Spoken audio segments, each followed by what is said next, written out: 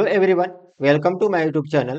हमने एडीओ की एग्जाम को ध्यान में रखते हुए छत्तीसगढ़ में नगरीय निकाय को स्टार्ट किया था। आज जो हमारी क्लास होगी नगर पालिका परिषद पर होगी।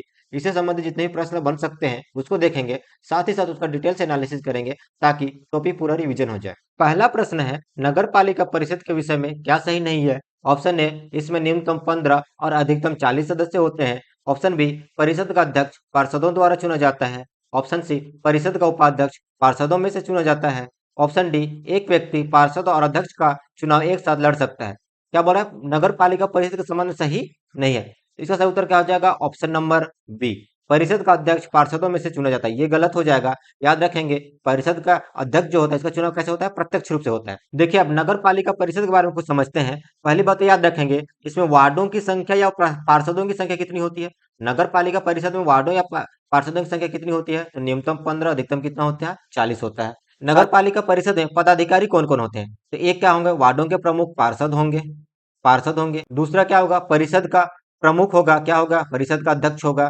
तीसरा क्या होंगे, परिषद का उप प्रमुख क्या होगा, उपाध्यक्ष होगा। याद रखिए, इसमें पार्षद और अध्यक्ष इन दोनों का जो चुनाव होता है प्रत्यक्ष रूप से होता है। इसके किसका होगा, पार्षद और अध्यक्ष का चुनाव प्रत्यक्ष रूप से होगा, इसमें जनता सीधे भाग लेती है। जबकि उपाध्यक्ष का चुनाव अप्रत्यक्ष रूप से होता है। तो प्रत्यक्ष रूप से किसका किसका होगा, पार्षद और अध्यक्ष का। अप्रत्यक्ष रूप से उपाध्यक्ष का। उपाध्यक्ष जो पार्षदों में से ही चुना जाता है, किसी एक का चुनाव उपाध्यक्ष के लिए किया जाता है। तो साथ ये भी याद रखेंगे, एक व्यक्ति एक साथ पार्षद और अध्यक्ष के लिए चुनाव लड़ सकता है। पार्षद और अध्यक्ष के लिए चुनाव लड़ सकता है। यदि वह दोनों पद के लिए चुन लिया जाता है या दोनों पद में जीत जाता है तो क्या होगा, 7 दिन के भीतर एक पद से त्यागपत्र देना होगा। ये भी याद रखेंगे। दूसरा प्रश्न है, नगर पालिका परिषद की संरचना के विषय में सही नहीं है। ऑप्शन ए, परिषद में 5 सदस्य राज्य शासन द्वारा मनोनीत किए जाते हैं। ऑप्शन बी, नगर पालिका परिषद के सभी पदाधिकारी। ऑप्शन सी, विधायक एवं सांसद परिषद के पदेन सदस्य होते हैं। ऑप्शन क्या बोल रहा है, नगर पालिका परिषद के संबंध में, संरचना के संबंध में सही नहीं है। देखिए, परिषद में 5 सदस्यों का राज्य शासन द्वारा मनोनीत किया जाता है, ये सही है। 5 सदस्यों का मनोनीत किया जाता है। ऐसे व्यक्ति जिनको नगरीय प्रशासन के संबंध में विशेष ज्ञान या व्यवहारिक अनुभव हो, उनको 5 लोगों को कौन करेगा, राज्य शासन मनोनीत करेगा। दूसरा, नगर पालिका परिषद के सभी पदाधिकारी। देखिए, नगर पालिका परिषद में कौन कौन पदाधिकारी होंगे, एक होंगे पार्षद जो वार्डों के प्रमुख होंगे। फिर कौन होते हैं, अध्यक्ष और क्या होंगे, उपाध्यक्ष। पार्षद, अध्यक्ष और उपाध्यक्ष तीनों परिषद की संरचना में शामिल होते हैं। साथ ही साथ विधायक एवं सांसद परिषद के पदेन सदस्य होते हैं, ये भी सही है। विधायक और सांसद, सांसद में दोनों आ जाएंगे, लोकसभा और राज्यसभा दोनों क्या होते हैं, परिषद के पदेन सदस्य होते हैं। ऑप्शन डी, नगर पंचायत के अध्यक्ष परिषद के पदेन सदस्य होते हैं। नगर पंचायत के अध्यक्ष परिषद के पदेन सदस्य होते हैं, ये गलत है। याद रखेंगे, नगर पंचायत के जो अध्यक्ष होते हैं परिषद का पदेन सदस्य नहीं होते हैं। तीसरा प्रश्न है, नगर पालिका परिषद की अवधि की गणना किस तिथि से की जाती है। ऑप्शन ए, चुनाव की घोषणा की तिथि से लेकर। ऑप्शन बी, चुनाव के दिन से लेकर। ऑप्शन सी, चुनाव की परिणाम की तिथि से लेकर। ऑप्शन डी, प्रथम सम्मेलन की तिथि से लेकर। तो कब से किया जाता है, इसका सही उत्तर होगा ऑप्शन नंबर डी, प्रथम सम्मेलन की तिथि से। याद रखेंगे, नगर पालिका परिषद की अवधि या कार्यकाल जो होता है प्रथम सम्मेलन से लेकर 5 वर्षों तक होगा। कितना तक होता है, प्रथम सम्मेलन से लेकर 5 वर्षों तक होता है। चौथा प्रश्न है, नगर पालिका परिषद के उपाध्यक्ष की पदमुक्ति के संबंध में क्या सही है। पहला, अविश्वास प्रस्ताव द्वारा पदमुक्त किया जाता है। दूसरा, अविश्वास प्रस्ताव प्रस्तुत करने के लिए 1/6 सदस्यों का हस्ताक्षर आवश्यक है। तीसरा, अविश्वास प्रस्ताव प्रस्तुत करने के लिए 1/10 सदस्यों का हस्ताक्षर आवश्यक है। चौथा, परिषद के द्वारा प्रस्ताव 2/3 बहुमत से पारित होना चाहिए। पांचवा, परिषद के द्वारा प्रस्ताव 3/4 बहुमत से पारित होना चाहिए। देखिए, नगर पालिका परिषद के उपाध्यक्ष की पदमुक्ति के संबंध में क्या क्या सही है। अविश्वास प्रस्ताव द्वारा पद मुक्त किया जाता है, ये सही है। याद रखेंगे कि उपाध्यक्ष को किसके द्वारा हटाया जाता है, अविश्वास प्रस्ताव द्वारा। अविश्वास प्रस्ताव प्रस्तुत करने के लिए 1/6 सदस्यों की आवश्यकता होती है। दूसरा भी सही हो जाएगा। तीसरा में क्या बोल रहा है, 1/10 सदस्यों के हस्ताक्षर। तीसरा क्या हो जाएगा, गलत हो जाएगा। कितना चाहिए, 1/6 सदस्यों का।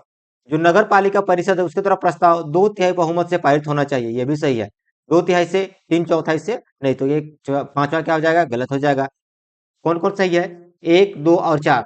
सही उत्तर क्या हो जाएगा, ऑप्शन नंबर ए, 1, 2 और 4 सही है। पांचवा प्रश्न है, रिकॉल की प्रक्रिया के संबंध में क्या सही नहीं है।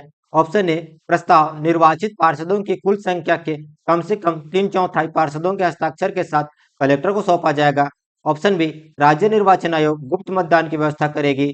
ऑप्शन सी, प्रस्ताव नगर पालिका के कुल मतदाताओं में से आधे से अधिक बहुमत से पारित होगा। ऑप्शन डी, प्रस्ताव नगर पालिका के कुल पार्षदों की कुल संख्या के कम से कम 2/3 बहुमत से पारित होगा। रिकॉल की प्रक्रिया द्वारा किसे हटाया जाता है? तो अध्यक्ष को। नगर पालिका का जो अध्यक्ष है उसको क्या किया जाता है? रिकॉल की प्रक्रिया द्वारा वापस बुलाया जाता है। इसमें क्या क्या सही है? ऑप्शन ए क्या है? प्रस्ताव निर्वाचित पार्षदों की कुल संख्या है कम से कम कितना? 3/4 पार्षदों के हस्ताक्षर के साथ सौंपा जाएगा, ये सही है। राज्य निर्वाचन आयोग गुप्त मतदान की व्यवस्था करेगी, ये भी सही है।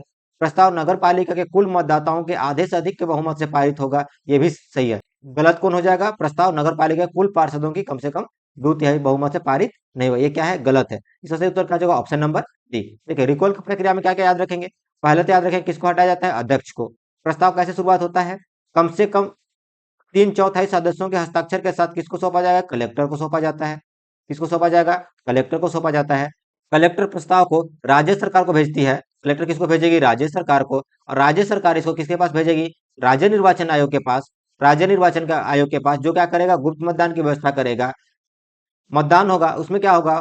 नगर पालिका में जितने भी मतदाता हैं उसमें से आधे से अधिक, मतलब यदि मतदाताओं की संख्या यदि 20,000 है तो 20,000 में से यदि 10,000 से अधिक क्या कर दिए? प्रस्ताव के पक्ष में वोट कर दिए, क्या होगा? प्रस्ताव पारित हो जाएगा और पद अध्यक्ष को अपने पद से हटना पड़ेगा। 6वां प्रश्न है पदाधिकारियों की त्यागपत्र के संबंध में क्या सही नहीं है? ऑप्शन ए पार्षद अपना त्यागपत्र नगर पालिका के अध्यक्ष को देगा। ऑप्शन बी अध्यक्ष अपना त्यागपत्र मुख्य नगर पालिका अधिकारी को देगा। ऑप्शन सी अध्यक्ष अपना त्यागपत्र कलेक्टर को देगा। ऑप्शन डी उपाध्यक्ष अपना त्यागपत्र नगर पालिका अध्यक्ष को देगा। क्या बोल रहे हैं? त्यागपत्र के संबंध में क्या सही नहीं है? इसका सही उत्तर क्या हो जाएगा? ऑप्शन नंबर सी, अध्यक्ष अपना त्यागपत्र कलेक्टर को नहीं देता है। नगर पालिका में 3 पदाधिकारी होते हैं, एक कौन होगा? पार्षद होगा, दूसरा क्या होगा? नगर पालिका का अध्यक्ष होगा और तीसरा क्या होगा? उपाध्यक्ष होगा। पार्षद, अध्यक्ष और उपाध्यक्ष। इसमें पार्षद और उपाध्यक्ष को याद रखेंगे। यह नगर पालिका के जो अध्यक्ष होते हैं उसको अपना त्यागपत्र देता है। पार्षद और उपाध्यक्ष किसको देंगे? अध्यक्ष को त्यागपत्र देते हैं। जबकि अध्यक्ष जो होता है नगर पालिका का जो मुख्य नगर पालिका अधिकारी होता है सीएमओ, उसको त्यागपत्र देगा। 7वां प्रश्न है परिषद के पदाधिकारियों के चुनाव के संबंध में क्या सही नहीं है? ऑप्शन ए पार्षद तथा अध्यक्ष का चुनाव प्रत्यक्ष रूप से होता है। ऑप्शन बी अध्यक्ष तथा उपाध्यक्ष का चुनाव प्रत्यक्ष रूप से होता है। ऑप्शन सी पार्षद पद हेतु न्यूनतम आयु 21 वर्ष होनी चाहिए। ऑप्शन डी अध्यक्ष पद हेतु न्यूनतम आयु 25 वर्ष होनी चाहिए।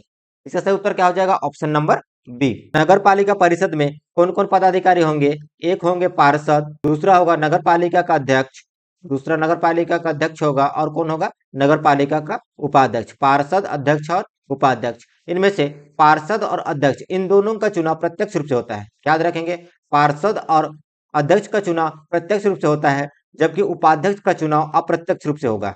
अप्रत्यक्ष का मतलब इसमें जनता भाग नहीं लेगी। पार्षद और अध्यक्ष आपस में मिलकर उपाध्यक्ष का चुनाव करेंगे और पार्षदों में से ही किसी एक का चुनाव किसके लिए होता है? उपाध्यक्ष के लिए होता है। साथ ही साथ ये भी याद रखेंगे पार्षद के लिए न्यूनतम आयु 21 वर्ष होनी चाहिए। पार्षद के लिए कितना? कम से कम 21 वर्ष होने चाहिए। जबकि अध्यक्ष के लिए जो न्यूनतम आयु है वो 25 वर्ष होगा। अध्यक्ष के लिए कितना? 25 वर्ष। पार्षद के लिए कितना? 21 वर्ष। 8वां प्रश्न है यदि नगर पालिका परिषद के उपाध्यक्ष के चुनाव में 2 अभ्यर्थियों को समान मत मिले तो क्या होगा? ऑप्शन ए अध्यक्ष निर्णायक मत देगा। ऑप्शन बी मतदान दोबारा होगा। ऑप्शन सी निर्वाचन आयोग निर्णय लेगा। ऑप्शन डी लॉटरी के द्वारा निर्णय लिया जाएगा। इसका सही उत्तर क्या होगा? Option number D. अब थोड़ा समझते हैं। देखिए उपाध्यक्ष का चुनाव कब होता है? प्रथम सम्मेलन में। कब होगा? जब प्रथम सम्मेलन बुलाया जाता है उस समय उपाध्यक्ष का चुनाव होता है। और कौन कौन करते हैं? अध्यक्ष और पार्षद करते हैं। यदि मान लीजिए 2 उम्मीदवारों को बराबर मत मिल जाता है, 2 उम्मीदवारों को क्या होगा? बराबर मत मिल जाएगा, तो उस ऐसी स्थिति में लॉटरी के माध्यम से निर्णय लिया जाएगा। मतलब क्या? पर्ची बनाया जाएगा, नाम लिखा जाएगा, जिसका नाम आ जाएगा वही क्या होगा? विजेता होगा। 9वां प्रश्न है नगर पालिका परिषद की बैठक में किसे मत देने का अधिकार होता है? पहला अध्यक्ष को, दूसरा उपाध्यक्ष को, तीसरा निर्वाचित पार्षद, चौथा मनोनीत सदस्य, पांचवा पदेन सदस्य। ऑप्शन क्या क्या है? 1, 2 और 3 सही है। ऑप्शन बी 1, 3 और 5 सही है। ऑप्शन सी 3, 4 और 5 सही है। ऑप्शन डी सभी को। तो नगर पालिका की परिषद की जो बैठक होती है उसमें कौन कौन मत दे सकता है? इसका सही उत्तर क्या हो जाएगा? अध्यक्ष देता है, उपाध्यक्ष देता है और निर्वाचित पार्षद देते हैं। मनोनीत और पदेन सदस्य, जितने भी मनोनीत या पदेन सदस्य होते हैं वो मतदान नहीं कर सकते हैं, केवल उपस्थित हो सकते हैं, बैठक में भाग ले सकते हैं।